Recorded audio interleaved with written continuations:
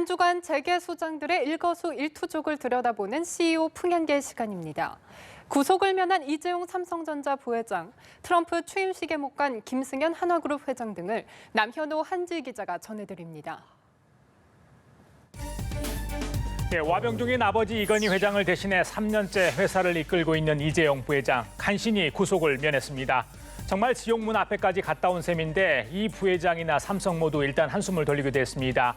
이 부회장이 만약 구속됐다면 삼성에 안을 타격은 상당했을 듯합니다. 일단 경영 공백 사태는 일어나지 않았지만 그렇다고 완전히 마음을 놓을 수는 없습니다. 재판 과정에서 어떤 일이 벌어질지 알 수 없기 때문입니다. 삼성은 당분간 비상체제를 유지하면서 흐트러진 전열을 가다듬을 것으로 보입니다. 이 부회장은 무죄의 입증에 주력하면서 추진 중인 사업을 재점검하고 훼손된 이미지를 복원하는 작업을 병행할 것으로 예상됩니다. 이 부회장도 특검 조사와 영장 실질 심사로 지친 몸을 회복하면서 이 법무팀을 중심으로 재판 준비에 들어가는 동시에 그룹 생존 전략을 모색할 것으로 관측되고 있습니다. 이 홍역을 치른 이 부회장 어떤 행보를 할지 주목되고 있습니다. 지난달 최순실 게이트 진상규명 청문회에 참석했던 김승현 한화그룹 회장입니다. 당시 김 회장의 건강 상태가 심상치 않은 것 같다는 얘기가 나왔는데요. 건강상의 이유로 오는 20일 열리는 도널드 트럼프 미국 대통령 당선인 취임식에 참석하지 않기로 결정했습니다. 감기 몸살이 폐렴으로 진전될 우려가 있어 장거리 출장을 감당하기가 힘들어 보인다는 의사의 소견을 받아들여 참석을 포기했다는 겁니다. 애초 김 회장은 계열사 사장단을 이끌고 전용기 편으로 출국해 취임식에 참석한 뒤 현지 법인과 사업장을 돌아보고 귀국할 예정이었죠.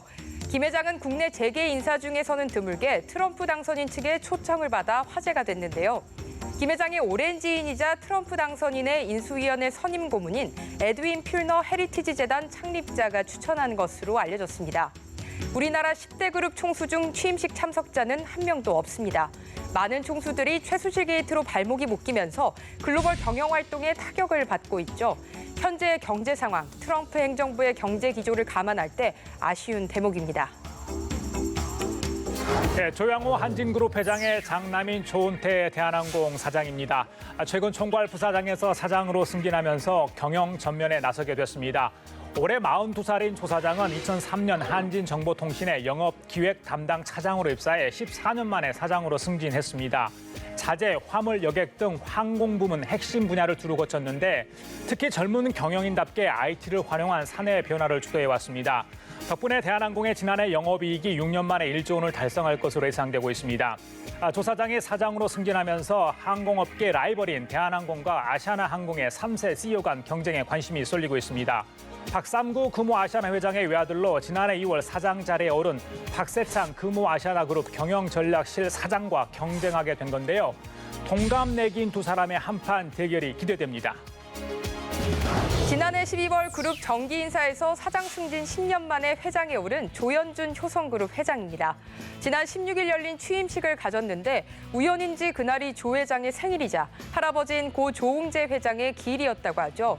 조 회장 취임사에서 직원들 간 팀워크와 뿌리 정신을 강조했다고 합니다. 아버지 조성래 회장이 34년 만에 회장직에서 물러나면서 장남에게 회장 자리를 물려준 건데요. 조 회장은 1997년 효성에 입사해 2011년 전략본부장에 올랐고 섬유 정보통신 중공업 사업 부문장 등을 겸하며 그룹 경영 전반을 맡아왔습니다. 효성의 타이어 코드 사업을 글로벌 1위로 끌어올리면서 좋은 평가를 받았습니다. 대를 이어 한 그룹을 이끈다는 것 운명처럼 받아들여야 하지만 결코 쉬운 일은 아닐 겁니다. 특히 최근 벌어지고 있는 총수 순환사를 보면 더욱더 그런 생각이 들 텐데요.